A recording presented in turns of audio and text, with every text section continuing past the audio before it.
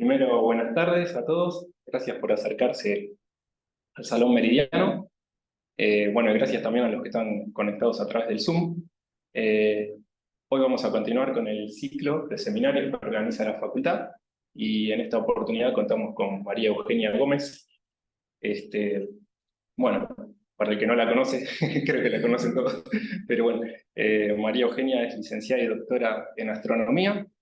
Es docente de esta casa en la materia geodesia y docente en posicionamiento satelital para la maestría en geomática. Además, es investigadora asistente del CONICET y integrante del laboratorio Magia. Y bueno, el título de su charla de hoy es BLBI desde la facultad, aplicaciones y proyectos en curso. Bueno, bienvenida, Eugenia. Bueno, gracias. BLBI desde la FACAL, porque en realidad son actividades, bueno, me resulta un poco extraño hacer BLBI de la facultad, porque son actividades que van, algunas son locales, otras de alguna manera son contribuciones a proyectos más grandes. Entonces, bueno, por eso BLBI desde la facultad. La charla está organizada de la siguiente manera. Una introducción, que espero sea breve, a la técnica, pero para contarles principalmente cuáles son los observables y hacia dónde vamos, qué necesitamos, qué podemos hacer con eso, las aplicaciones, la organización a nivel de geodesia y astrometría, actividades en curso y proyecto y necesidades. Si bien el abordaje va más que nada por el lado geodésico y astrométrico, también haré alguna referencia a cuestiones más astrofísicas que contribuyen a la geodesia. Bueno, seguramente varios están familiarizados con esta imagen, ¿sí?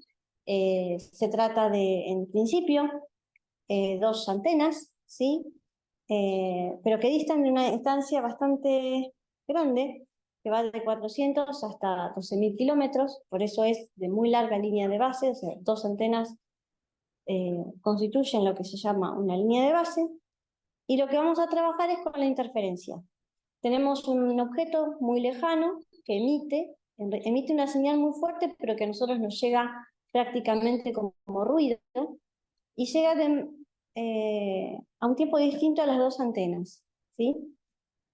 Y entonces podemos calcular, de alguna manera, el retardo geométrico entre las dos. Para poder calcular el retardo, necesitamos la intervención de algo que se llama un correlador, que lo que va a hacer es, de alguna manera, hacer que estas dos señales encajen, ¿sí? Y determinar un retardo. Haciendo una analogía con lo que es la parte del óptico, podemos definir la resolución como la longitud de onda en la que estamos trabajando sobre la distancia, sobre el largo de la línea de base. Cuanto más larga entonces es la línea de base, mayor es la resolución. Y por el otro lado tenemos la fase interferométrica, que se define para cada línea de base en un tiempo t. Y es la fase relativa, ¿sí?, de las señales recibidas. El correlador, bueno, como ya lo dije, es el que para cada línea de base combina la señal de cada una y obtiene el retardo. Dentro de los observables BLBI, en particular, vamos a destacar el retardo de fase, la tasa del retardo de fase y el retardo de grupo, ¿sí? El retardo de fase se define como está ahí escrito, que es la fase interferométrica sobre 2pi la frecuencia, que para banda X 3 GHz, con un cociente en línea al ruido de 50, podemos tener un error en el retardo de aproximadamente 0,1 milímetros, ¿sí? Una décima de milímetro. El problema es que el retardo de fase se conoce módulo 360, o sea, es una señal que es ambigua. Es muy precisa, pero es ambigua. De modo que, en principio, no la vamos a utilizar, pero es un observable válido. Después está el retardo de fase, o delay rate, que está relacionado con la derivada del retardo respecto al tiempo, que también se conoce como la derivada de la frecuencia de franjas, ¿sí? La frecuencia de franjas tiene que ver con el hecho de que las estaciones no son estáticas, sino que la Tierra rota, ¿sí? Y entonces tiene lugar esa interferencia que se conoce, en realidad lo llamamos fringes, las franjas, bastante más conocido el vocablo, ¿no? Que, por ejemplo, para la misma banda X, en un tiempo cortito de 60 segundos, o sea, 1 minuto, y un cociente señal ruido de 50, tenemos un error para ese retardo de franjas de 6 centésimas de picosegundo por segundo. La ventaja del delay rate es que no es ambiguo, por lo tanto va a ser uno de los observables que vamos a utilizar. Y la otra es el group delay o retardo de grupo. En realidad, nosotros trabajamos con la señal en bandas, ¿sí? Para cada banda obtenemos un delay, que es la derivada de la fase respecto de la frecuencia. Y acá va a aparecer también un concepto que es el de ambigüedad, que no es el mismo concepto de ambigüedad que teníamos para la fase, sino que tiene que ver con que en realidad acá hablamos de canales de frecuencia que están espaciados y entonces aparece una ambigüedad, ¿sí? Que si es lo suficientemente grande, pero tampoco tanto, es posible determinarla fácilmente. Y para el retardo de grupo, o sea, la derivada de la fase sobre todo el espectro de frecuencias, podemos tener para algunos ejemplos que si tenemos 0,3 GHz, un cociente de señal ruido de 50, obtenemos un error de aproximadamente 10 picosegundos que se traduce en 3 minutos de retardo. No es una señal ambigua en el mismo sentido que antes y por lo tanto va a ser el observable que nos interesa. De todas maneras, hay una cosa, cuando la señal sale del correlador, en realidad también lo que tenemos es la función de correlación o de visibilidades. Y si tenemos las visibilidades, también podemos hacer otro tipo de análisis, más allá del análisis geodésico en sí, sino también un análisis astrofísico que está relacionado con la estructura de las radiofuentes. O sea, podemos crear imágenes de radiofuentes. Entonces, en definitiva, si bien quizás en otros momentos nos interesaba solamente el retardo y la tasa de retardo o delay rate, ahora también nos van a interesar las visibilidades. Bien, ¿cuáles son los objetos de interés? Yo dije que teníamos dos antenas que recibían señales de un objeto muy lejano, que normalmente son núcleos activos de galaxias, más específicamente nos interesan los cuásars. Y según la banda, por ejemplo, podemos, para ese ejemplo que puse ahí, una radiofuente, que esto básicamente los primeros 4 simbolizan la ascensión recta, y estos de acá, la declinación, o sea, es un objeto que tiene más 47 de declinación. Vemos que el aspecto del objeto varía según la banda. O sea, trabajar en distintas frecuencias va a ser también importante. Para banda S, X y K, por ejemplo, vemos que para la banda K parece tener una resolución mejor, lo cual se espera de acuerdo a la que habíamos visto al principio. Pero por otro lado, el objeto, según la época, por ejemplo, para una misma banda, lo que podemos ver es que cambia de aspecto. O sea, cambia la estructura, ¿sí? Y es de ahí que nos interesan hacer análisis de estructura. ¿Por qué? Cuando nosotros tenemos, por ejemplo, una señal, un GNC, si queremos hacer una observación, nosotros tenemos que conocer las órbitas, transmitidas, precisas, las que querramos, pero tenemos que conocer la posición del objeto. Y acá el problema es que si tenemos que variar en estructura, lo que podemos pensar es que el objeto también cambie de posición. No porque tenga una velocidad asociada, porque lo que vamos a asumir es que son estáticos, pero sí porque el centro del objeto va a cambiar, ¿sí? Entonces, es conveniente hacer una especie de monitoreo o seguimiento de estos objetos a fines de establecer cuáles son los objetos más compactos. Porque a nosotros, para determinar la posición nuestra, por ejemplo, nos interesa conocer muy bien la posición del objeto. Entonces, necesitamos un objeto lo más compacto posible y estable. Bien. Cuando queremos estimar el retardo, podemos pensarlo que el retardo observado es el retardo de un modelo más un error. Ese modelo es el modelo del correlador. Y si lo descomponemos, lo podemos caracterizar de la siguiente manera.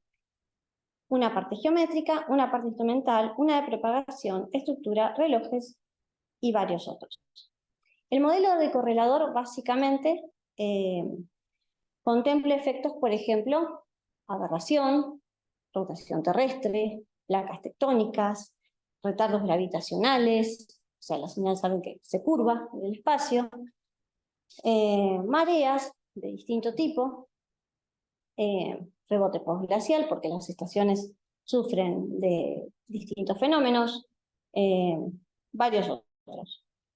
También los efectos instrumentales, porque si bien yo en el dibujo puse dos antenas, que a principio parecen iguales, acá hay una cuestión. Aparte de que la señal recorre todo un circuito electrónico y se ve afectada a lo largo del camino, también tenemos que considerar cuestiones como que las antenas son distintas. Entonces, los efectos que tenemos para una no van a ser necesariamente los efectos que tenemos para otra, y de alguna manera tenemos que poder controlar qué es lo que pasa en la señal desde que llega a la antena hasta que termina, o sea, que sería lo que se llama el front-end, hasta que se graba, ¿sí? Y ahí entra algo conocido como el phase cal, o calibración de fase, que tiene que ver con unos pulsos que se inyectan en las antenas, no siempre, pero en los experimentos geodésicos es de vital importancia, se inyectan esos pulsos que permiten controlar todos los efectos, ¿sí?, por los que se ve afectada la señal, para la redundancia, y eso nos permite quitar de ese problema a la señal que estamos recibiendo. Eso por un lado. Después la parte de propagación, que está relacionada con la atmósfera, troposfera y ionósfera, la estructura de las radiofuentes, que ya lo mencioné, y temas relojes, porque bueno, cada una de las cosas más importantes de BLBI es que las antenas, para que esto funcione, necesitan estar acompañadas de relojes muy estables, ejemplo, máseres de hidrógeno, pero que por supuesto pueden añadir un error, ¿sí? Bien. Aplicaciones de la técnica. Hay más, yo voy a mencionar las dos que me parecieron más relevantes para lo que es la charla. La primera es el marco de referencia celeste. El último marco es el ICRF3, vigente desde el 1 de enero del 2019. Al igual que los precedentes, ICRF1 y ICRF2, es un marco completamente apoyado sobre la técnica BLBI, ¿sí?, porque los objetos de interés son los que describí al principio, pero a diferencia de los otros dos marcos, actualmente es un marco multifrecuencia. Antes, las observaciones para el ICRF3 se realizaban en banda SX, que son telescopios, ahora vamos a hacer una descripción mejor, pero radiotelescopios que operan en banda SIX, o sea, entre los 3 y 8 GHz, ¿sí?, cada una de las dos bandas. Y actualmente se consideran otras, como la banda K y la banda Ka. Y la cantidad de objetos, por supuesto, ha aumentado considerablemente entre uno y otro. Lo que sí notamos, por supuesto, es que para la banda SX, ¿sí?, la cantidad de objetos es mayor. Esto porque desde 1990 a la época tenemos observaciones en esas bandas, y las siguientes dos se agregaron recientemente, ¿sí? Solamente para esta nueva versión de ICRF3. Como verán también, tenemos, sobre todo para SX, se nota que nos faltan objetos en el hemisferio sur, ¿sí? Ya van a ver por qué. Y la otra son los parámetros de orientación terrestre. Los parámetros de orientación terrestre, para que no están muy al tanto, son aquellos parámetros que me permiten vincular un sistema celeste, o sea, los fenómenos que ocurren en el espacio, con un sistema terrestre, o sea, todos los que suceden en la Tierra, ¿sí? Nos permiten ir y volver entre uno y otro. Esos son los parámetros de orientación terrestre que tienen en cuenta efectos como precesión, nutación, rotación terrestre y movimiento del polo. Si miramos la tabla de parámetros publicada por el IERS, ¿sí? El Servicio Internacional de Rotación Terrestre, podemos ver distintas series de parámetros de orientación. En particular, yo extraje la de BLBI, una parte, porque si se fijan, aquí arriba están los distintos parámetros, en particular XY, UT1 menos UTC asociado a la rotación, y los offsets del polo terrestre, que tiene que ver con los apartamientos, ¿sí? Del polo respecto de los modelos de precesión y nutación. Y los 1 que están acá significan que todos estos parámetros pueden determinarse con BLBI. Si uno mirara lo mismo para GNSS, vería que hay casilleros sin completar, lo mismo con SLR y lo mismo con NORIS, ¿sí? Bien, ¿cómo se organiza esta actividad a nivel global? Esto depende del... perdón. Antes que nada, para seguir con la organización, un par de definiciones que van a ser interesantes o importantes. El intervalo de tiempo en el que múltiples telescopios observan múltiples radiofuentes se llama una sesión. Normalmente van de 24 horas, 1 hora, 6 horas. Después, se llama scan al tiempo en el que 2 o más telescopios observan una radiofuente. Normalmente es un tiempo de minutos en el caso de geodesia. Y observación básicamente es la línea de base observando una radiofuente. O sea, si uno tuviera que ver una sesión completa, se va a encontrar con distintos scans y cada scan distintas observaciones, ¿sí? En astronomía normalmente tenemos esta situación. Tenemos un montón de antenas observando un objeto, ¿sí? Con la misma idea que el concepto de apertura sintética, ¿sí? Desde distintos lados observamos una cosa y después la reconstruimos, ¿sí? En el caso de geodesia tenemos lo que se llama subnetting. Podríamos tener el encaje anterior, pero también otro caso, de que al mismo tiempo que un grupo de antenas observa una radiofuente, otro grupo de antenas observa otra. Y en el medio puede suceder que además la que estaba en un lado pasa a observar la anterior, ¿sí?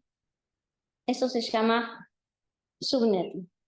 Eso no quita que, como dije antes, no nos interese tener detalles de los objetos y tener situaciones como la anterior, en la que muchas antenas observen un objeto. Bueno, volviendo a la organización,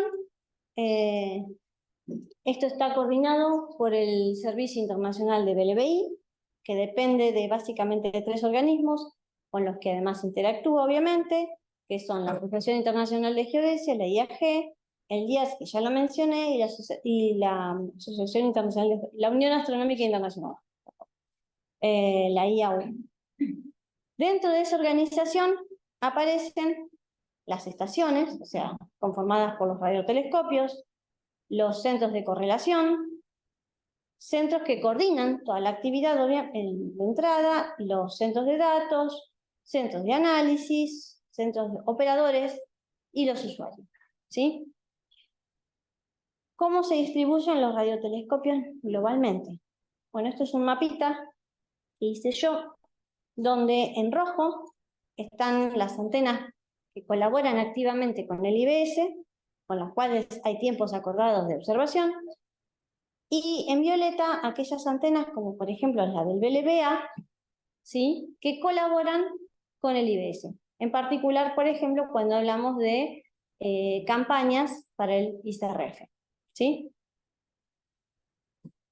Acá yo no discriminé según el tipo de antenas, puse todas, pero hoy en día tenemos una nueva generación de antenas que se llaman Vigos, y como veremos la distribución no es exactamente la más homogénea, sino que tenemos en azul las que están operativas están todas en el norte. Bueno, esto es un mapa un poquito más viejo, Nivel también está operativa y lo mismo que estas tres. Hay otras en rojo que están en desarrollo y algunas planificadas, como el caso de Hago y Fortaleza. ¿Cuáles son las diferencias y beneficios de tener Vigos? Bueno, las anteriores, las que, por ejemplo, el ejemplo es de Hago, que es una Legacy, es una antena que opera en SX, todas esas se llaman Legacy, es una antena de 6 metros, pero hay antenas también de 100 metros, o sea, tenemos una variedad de antenas importante, con distinta sensibilidad. Pero en el caso de Vigos, lo que queremos es un conjunto de antenas que sean todas más o menos parecidas, van entre los 12 y los 13 metros de diámetro para cada disco, son antenas más rápidas, entonces, porque son más chiquitas, tienen una mayor sensibilidad, y si se fijan, yo acá tengo una columna de beneficios donde hay varias cosas de las que estoy diciendo, pero en el caso del data transfer no hay ninguna. Y este es uno de los aspectos vacantes de lo que es Vigos. Vigos se supone que va a mejorar el marco de referencia terrestre, se supone que las antenas son más rápidas, por lo tanto deberíamos obtener mayor cantidad de datos, pero resulta que ahora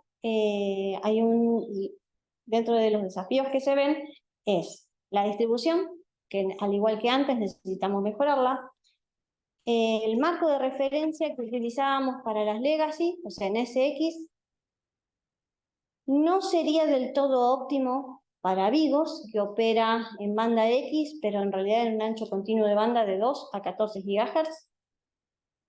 Y por el otro lado, la cantidad, como son antenas más rápidas, la cantidad de datos es infernal, y lo que está pasando es que si una sesión Legacy de 24 horas hoy en día tarda un mes desde que se observa hasta que se tiene, digamos, el dato analizado por alguno de los centros de análisis, esto está llevando a veces 6 meses. ¿Sí? Para tener el dato. O sea, no es ni siquiera para la posición, para tener el dato. ¿Sí? Porque el proceso de correlación es tedioso y se está haciendo un cuello de botella porque obviamente las sesiones Vigos no se están deteniendo, sino que ya están planificadas, se están observando, pero si con Vigos queremos tener parámetros de orientación terrestre de manera rápida, como los Legacy, eso se está complicando un poco. No es que no lo vamos a tener, pero por el momento es un problema. Yo hablé de sesiones Vigos, pero el IBS tiene otro tipo de sesiones, como las R1 o R4, que son de rápida respuesta, cuyo objetivo es obtener parámetros de orientación terrestre, otras que son exclusivamente para el marco de referencia terrestre, contribuyen a eso, otras para el ICRF, otras para desarrollo, otras que son regionales, como campañas antárticas, australes, europeas, asiáticas, o de la misma red Vigos, ¿sí? Para ver cuál es la performance de cada una de ellas. En total, o en resumen, mejor dicho, el caminito, desde que uno observa hasta que puede tomar el dato, pasa por las siguientes etapas. Desde la observación, en realidad antes de la observación existe un paso anterior que es la planificación. Y quizás es uno de los pasos más complejos junto con la relación, porque implica primero pensar qué es lo que quiero hacer, cuál es el objetivo. Parámetros de orientación, rotación terrestre, que serían sesiones de 1 hora, o marco de referencia celeste, por ejemplo. Pensar cuánto es el tiempo de observación, cuántas radiofuentes quiero observar y cuáles, Y además tener en cuenta que las antenas son todas distintas, porque sobre todo en el caso de las legacy. Entonces eso significa que unas rotan más rápido que las otras, aparte de que se ubican en sitios distintos del planeta. Entonces no todas pueden observar lo mismo. Después, la cantidad de observaciones que yo quiero, ¿sí? Y segundo, bueno, si voy a tener, por ejemplo, algún objetivo mixto en todo esto. Y todo eso se hace con lo que se llama el scheduling, que es la planificación básicamente de la sesión. Una vez que está hecho eso, se observa y pasa al correlador. El correlador hace precisamente la correlación y la correlación cruzada de las observaciones que recibe de las observaciones que hay en cada sesión. También el ajuste de franjas. Y saca un primer archivo con esa información que lo pasa a los centros de análisis, y son los centros de análisis los que finalmente nos tiran el archivo con el que vamos a trabajar. Es un archivo básicamente versión 4, significa que tiene incluido desde los datos de la correlación, la resolución de ambigüedades y la calibración de cable, que junto con el FaceCall es más que importante, y otro tipo de información. Y luego con eso trabajamos. Sería como, lo que obtenemos es una especie de RINEX. No es un RINEX, algunos sí, tienen un aspecto parecido a un RINEX, pero hoy en día se llaman BigosDB, es una base de datos de tipo NetCDF, que es bastante completa, y lo importante de esa base de datos es que es acumulativa.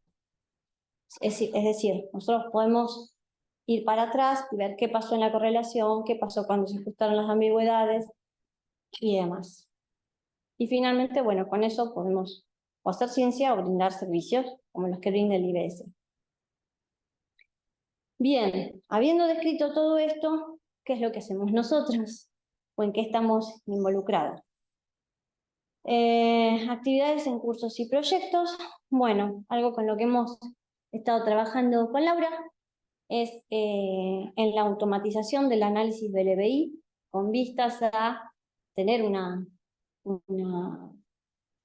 serie de tiempo, ¿sí?, que pueda ser útil para predicción, para estimación de parámetros, lo que sea, pero una serie de tiempo además en un corto tiempo.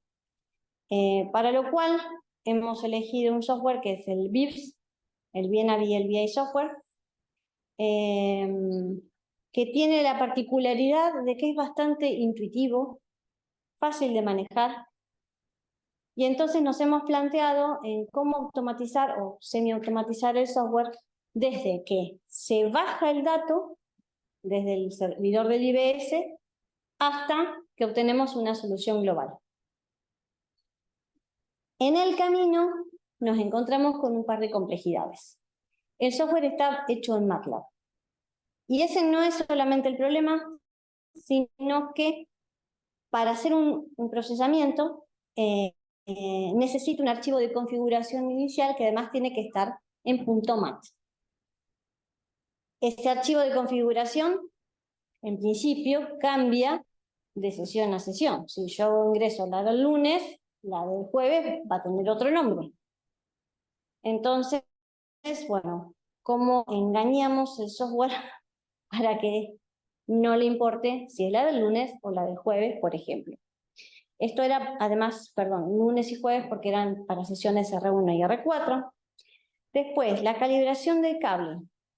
La calibración de cable provoca que si no está incorporado, no le avisamos al software que falta, la solución es pésima.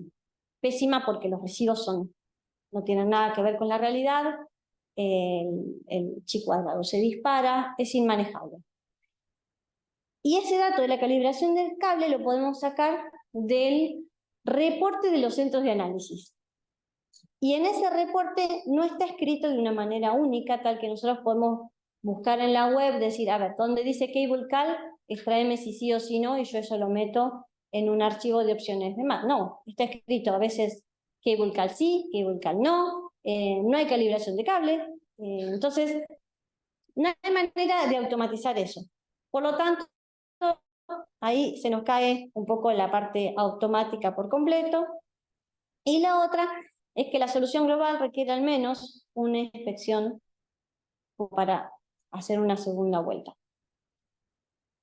Sobre todo para si queremos descartar, o sea, hay una parte, digamos, semi-automatizada, que es una vez que termina de hacer una solución de muchas sesiones, busca cuáles son las peores, pero bueno, después hay que volver sobre esas. Y entonces, habiendo más o menos aceptado esa parte, este año en la reunión de la asociación presentamos un trabajito sobre 300 sesiones, ¿sí?, que fueron analizadas, creo que exitosamente, en menos de una semana, gracias a tener más o menos todo esto automatizado. Y no sé si se distingue, pero bueno, estos residuos que además no es que tienen un bias, sino que están desfasados a propósito para distinguir la comparación entre distintos centros de análisis y la solución nuestra. La solución nuestra es la que está acá en amarillo. Luego tomamos el Goddard, el Observatorio Naval y la BKG de Alemania y comparamos todas las soluciones, en este caso con la serie de parámetros combinados de 0,4.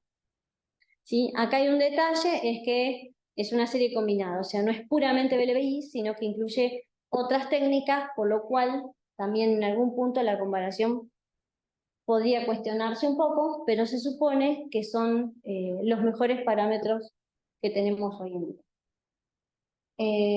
Los residuos son los que están en la tabla y podemos decir que la verdad que no son malos los nuestros. Pero acá también hay una cuestión y es que, por ejemplo, la BKG no toma como input los de 0,4, nosotros sí los tomamos, pero otros centros como el Goddard sí los toma y sin embargo seguimos teniendo algunas diferencias. Y eso tiene que ver desde el software, desde que quizás yo he filtrado sesiones realmente muy ruidosas y ellos no, puedan haber varias causas. Después la otra cosa que hicimos fue comparar intercentro.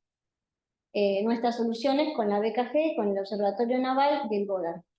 Y acá, si se fijan, los residuos son más grandes, pero hay una cuestión. Los parámetros C04 se brindan para todos los días, son diarios. Entonces, interpolar es fácil. No en los detalles, pero se puede interpolar fácil. El problema con los centros de análisis es que, supongamos, yo obtuve datos para la sesión de hoy, pero quizá la BKG no. La tiene para la sesión del jueves y yo no. Y yo para interpolar necesito, según el método, más o menos 5 días, o sea, más o menos 5 días con datos, o 2 días. Pero entonces, si no coincidimos, o si no tengo para el día anterior o el día posterior, esa interpolación se ve un poco más forzada. Entonces, eso complica un poco la comparación centro a centro, porque, bueno, la calidad de la interpolación se ve bastante afectada. Después, otras actividades. Validación del software GEANS. GEANS es un software desarrollado por la Agencia Espacial Francesa junto con un grupo de investigación dentro de la misma agencia. Tiene ya más de 40 años y es capaz de analizar o procesar datos GNSS, LTLR, DOIS y BLBI. También puede analizar datos GRACE, GOSE, de estaciones de espacio profundo y estaciones de la ESA, ¿sí?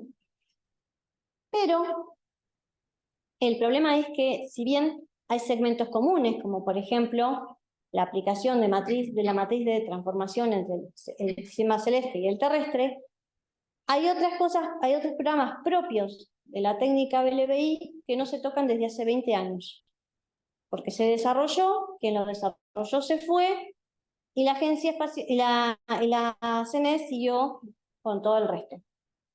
Entonces, desde hace un tiempito nos hemos propuesto realizar una puesta a punto de la parte de BLBI, para lo cual hemos comenzado con la validación del mismo, dividida en distintas etapas. La primera, la de modelos a nivel de los parámetros de orientación terrestre, o sea, modelado básico, pero hemos encontrado algunas diferencias que rondan el orden de los 3 milímetros, que si hablamos de, no estamos haciendo la solución por mínimos cuadrados, no estamos obteniendo una solución, sino el retardo modelado, se espera que si los modelos son iguales, el resultado sea el mismo, casi el mismo. Y 3 milímetros, si pensamos en cuál es la calidad que podemos obtener del retardo con BLBI en banda SX, por ejemplo, 3 milímetros es muchísimo. No solamente encontramos 3 milímetros entre, perdón, no dije nada. Detalle, la validación del software Jeans se hace contra VIPs. ¿Sí? Configuramos VIPs de una manera y tratamos de configurar Jeans de la misma manera. En este caso, ambos con los mismos modelos. Las diferencias son entre uno y otro. A nivel del retardo, a partir de suponer los mismos modelos para los parámetros de orientación. Y también lo que encontramos es un aparente sistematismo para radiofuentes de declinación baja, o sea, las cercanas al ecuador, sobre todo en líneas de base este-oeste. Estamos entonces en conversación con la gente de la CENES para ver de qué puede tratar, a qué puede hacer referencia a esto. Suponemos que tiene que ver con la famosa matriz de transformación, pero no debiera. En principio, no da para sospechar de VIPs, porque es un software altamente probado, pero bueno, podría tener un problema. Y en ese caso tampoco da para sospechar de Jeans, porque también, al menos en la parte GNSS y SLR, es bastante probado. Y se supone que es un módulo común. Una de las desventajas que tiene Jeans es que, no es que, a diferencia de VIPs, yo voy a GitHub, bajo VIPs, lo pongo en mi máquina y lo corro. Ya está. En el caso de Jeans no puedo hacer eso. Hay una parte que yo bajo a mi computadora y otra parte que se queda en el servidor de la CENES. Entre esas cosas están, por supuesto, los programas fuentes, las rutinas. Por lo tanto, ahí es donde la interacción con los desarrolladores es vital, porque nosotros no tenemos acceso al código. Y otra cosa es que, al ser así, la corrida es un poco lenta. Y en particular, en mi caso, yo ni siquiera lo puedo correr en las computadoras de la facultad. Tendría que gestionarle un permiso, pero bueno, ya hablaremos más tarde. ¿Sí? Otra de las actividades es geodesia y astrometría en banda K. La participación en un proyecto que tenía que ver con la puesta a punto del correlador del JAI, que es el correlador de la red europea de BLBI. Y en ese caso, el objetivo era testear la salida del correlador en modo geodésico, porque normalmente no llevaba a cabo ese tipo de actividades. Nos permitió meternos en la banda K porque al final el objetivo terminó siendo la estimación de coordenadas geodésicas para radiotelescopios no geodésicos de la red europea. Dentro de ese proyecto llevamos a cabo 2 propuestas de observación, una en el 2018, una en el 2021, y en realidad llevamos 3, pero la siguiente, la del 2023, todavía no fue correlada. Y nos encontramos con el siguiente: si sumamos inclusive sesiones geodésicas que no fueron correladas con la EBN, con el JAI, pero con otras, nos encontramos con una mala geometría de la red a la hora de estimar coordenadas. Tenemos, por ejemplo, para IEBES tenemos 3 sesiones, pero para otros, como la red coreana, ¿sí?, tenemos una sola época para las coordenadas. ¿Sí? Entonces, si queremos hacer una solución global, deberíamos empezar a mejorar la geometría. Para lo cual, en algún momento, intentamos sumar también Hobart. Pero como Hobart no pertenece a la red europea, no es una estación con la que nosotros podemos contar de una, sino que hay que pedir ciertos permisos. Pudo participar, no tan exitosamente, de la penúltima y de la última no. Así que, pero el hecho de tener también estaciones en el sur no solamente nos aporta la geometría en términos de TRF, de TRF, el marco de referencia terrestre, sino también marco de referencia celeste porque nos permite observar radiofuentes que están ubicadas más al sur.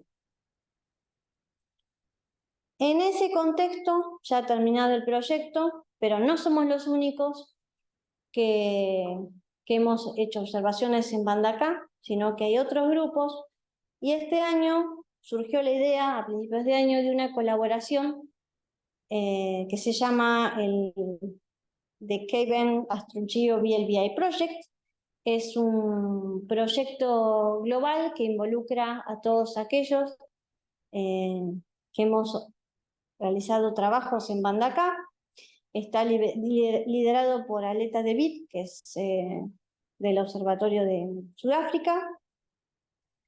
El objetivo de este proyecto es, bueno, en realidad el objetivo principal y final sería poder proveer un servicio como el del IBS en banda K y bajo el paraguas del IBS. Eso sería de primera. Después, dentro de esos servicios, bueno, materializar el ICRF en banda K, poder obtener parámetros de orientación terrestre con una frecuencia aceptable, tener una mejor distribución de estaciones en el sur con banda K, varias otras, para lo cual, por ejemplo, para el caso del sur, sería conveniente, por ejemplo, en un futuro, si se pudiera, sumar CART. Que CART está planificado que de entrada observen bandas SX, pero de acuerdo al esquema que ellos han publicado, se espera que también incorpore bandas de frecuencia más altas, como la banda K. En septiembre de 2023 se llevó a cabo un primer workshop interno. Es un workshop en el que al menos yo, que fui, recibí financiación de la facultad y del Laboratorio de Astrofísica de Burdeos, que con el que colaboro.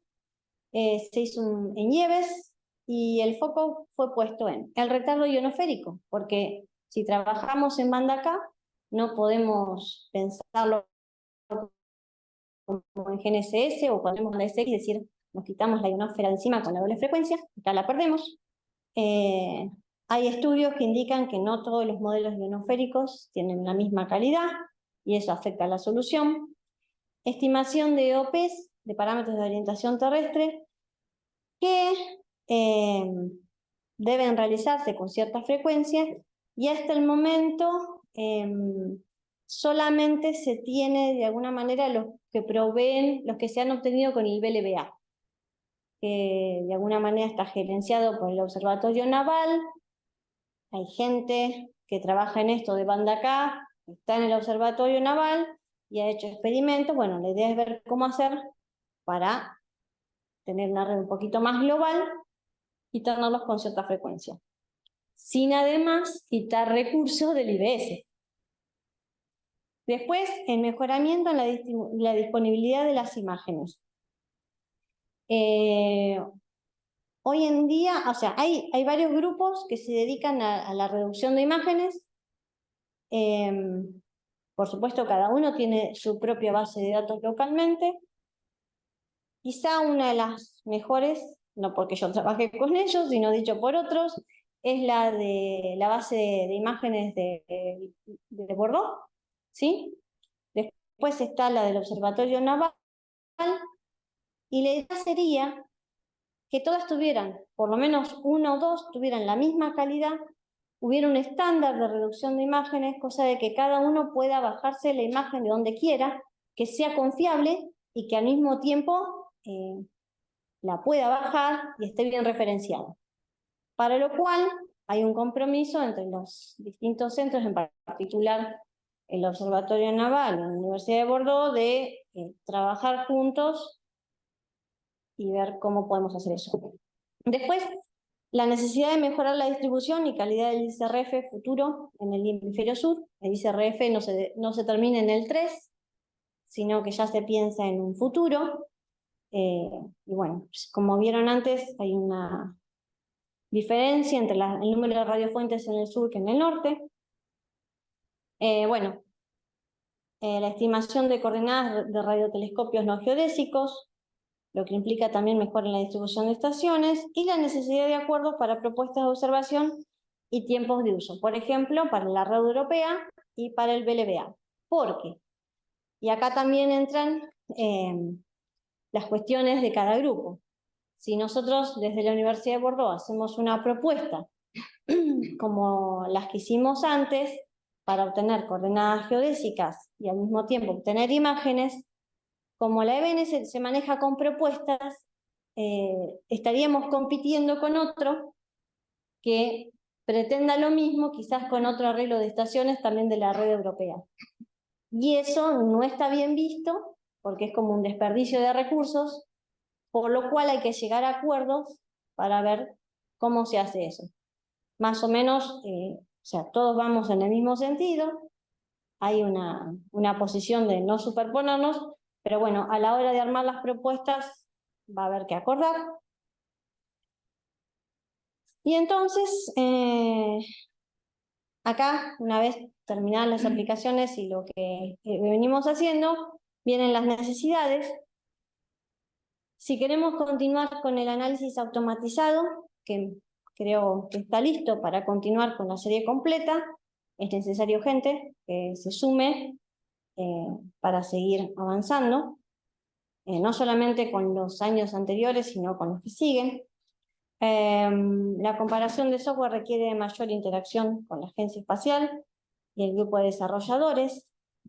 El análisis de la estructura de radiofuentes es un área de vacancia en la comunidad, no solamente para el análisis de imágenes, que igualmente ya hay algunos centros, sino para la forma de hacerlo, las mejoras de los distintos software. Hoy en día se sigue utilizando APES para la reducción de imágenes, porque todavía CASA, que sería el que reemplazaría a APES, no es óptimo para eso, pero bueno. Y la otra cuestión es la incorporación entonces también de mapas de estructura en los software de análisis actuales. Por ejemplo, BIPS, si bien dice que tiene un segmento para incorporar mapas, no funciona, y en otro software tampoco está. Y sería conveniente que todo eso entrara a la hora de obtener una solución. Y también, lo que decía antes, una nueva beta es el estudio de un ICRF para vivos. ¿Sí? Bueno, y con eso, gracias.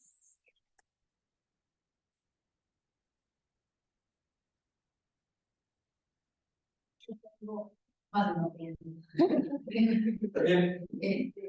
Cuando hablar de los estimativos, ¿no? Que son de dimensiones muy bajas, ¿hay alguna preferencia en el sur o simplemente van a encontrar y darle? No, pasa lo mismo para las que, si lo ves de norte a Ecuador o de sur a Ecuador. Es muy raro eso. Es muy raro y se me ocurre. No. Lo que vemos es además el patrón es diurno. O sea, hemos analizado en particular 2 sesiones, una en el 2008 y una en el 2015, con ICRF2. ¿Por qué? Porque el software CHINS no tiene contemplado el efecto de aberración galáctica. Y al 1 de enero, los primeros meses de 2015, podemos decir que eso es mínimo, y en 2008 ni nos preocupa. Entonces, tomamos 2 sesiones y en las 2 lo que vemos es que, aparte de la diferencia de los 3 milímetros, cuando vos analizas una radiofuente que se encuentra cerca del ecuador, empiezas a ver un patrón diurno. Hicieron la prueba de compararlo con soluciones de software, tipo Sol, y otra, y el resultado la misma. No. Para ver si es independiente de esos dos. Está bien, si están los dos muy bien testeados. Sí, el problema que tenemos es, en el caso de CalSoft, no lo tenemos disponible. Instalarlo aparentemente es un dolor de cabeza. La opción sería usar Nusolf, pero ahí entran otras cuestiones y es más cerrado Nusolf. Ese es el problema, no tenemos tanta posibilidad de elección, porque por ejemplo acá yo lo que hice fue, por ejemplo, tanto para VIPs como para jeans, desactivé absolutamente todo, menos todos los efectos de los EOP. Eso en Nusolf no lo puedo hacer. Entonces por eso también es que va VIPs. En este momento estamos en la evaluación pura y exclusivamente de la matriz de rotación. Otra que se me ocurre, y ya dejo de hablar yo, es este proyecto de grupo que se reúne en Banda acá. ¿Cómo tienen pensado, cómo enfrentan el famoso asunto de los corredores? Si los corredores están al límite ya no dan más para procesar las sesiones vivos normales.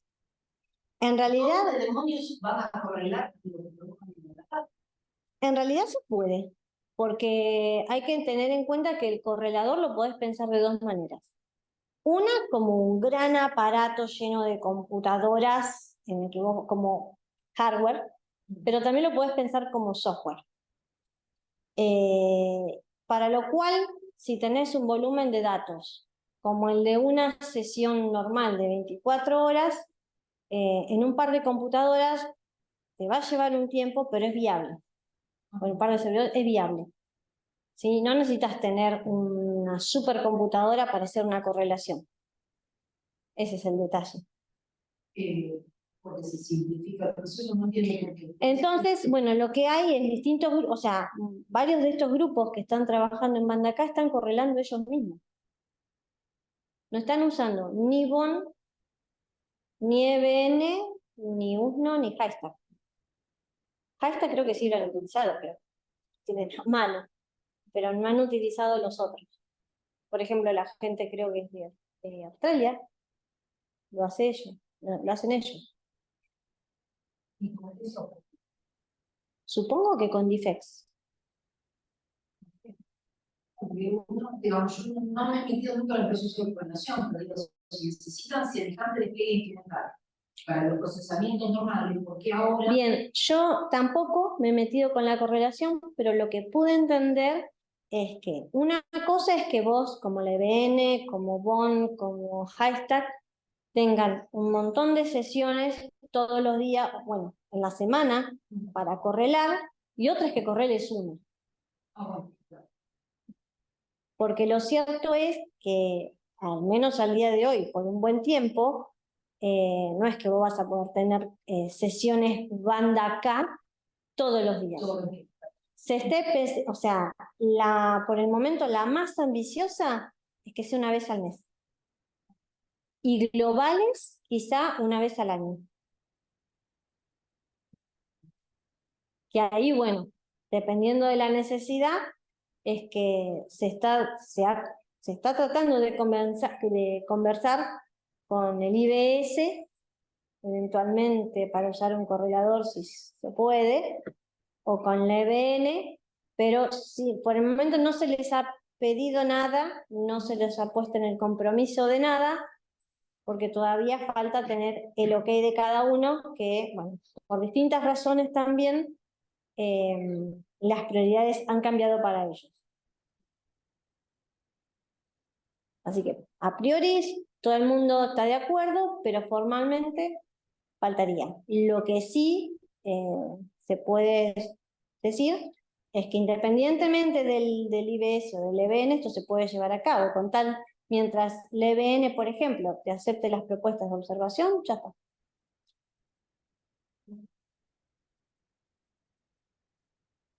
Sí.